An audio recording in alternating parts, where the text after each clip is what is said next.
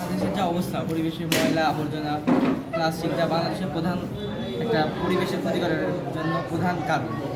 এগুলো আমরা ভেবে চিন্তা করেছি, যদি আমরা এগুলোকে সব একত্র করতে পারি, একত্র করে শহরের এক পাশে যদি আমরা এইরকম একটা সিস্টেমের ব্যবস্থাপনা করতে পারি, এটার হলো এই যে খাঁচা, এর ভিতরে আমরা শহরের সকল ময়লা আবর্জনা এক জায়গায় করে এটাকে আমরা আগুন দিয়ে জ্বালাবো, জ্বালিয়ে পাশে যে সৌর প্যানেল হিটিং প্যানেল এগুলো আগুনের তাপ সহ্য করতে পারবো।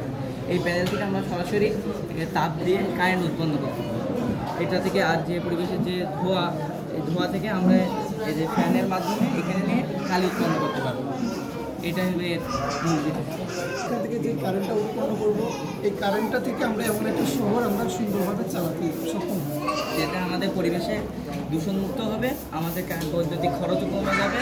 এই জন্যে আমরা এই সিস্টেমটা চালু করবো। প্রত্যেক শহরের পাশে থাকে, তাহলে শহরের বৈদ্যুতিক খরচও কম, শহর পরিষ্কার পরিচ্ছন্ন।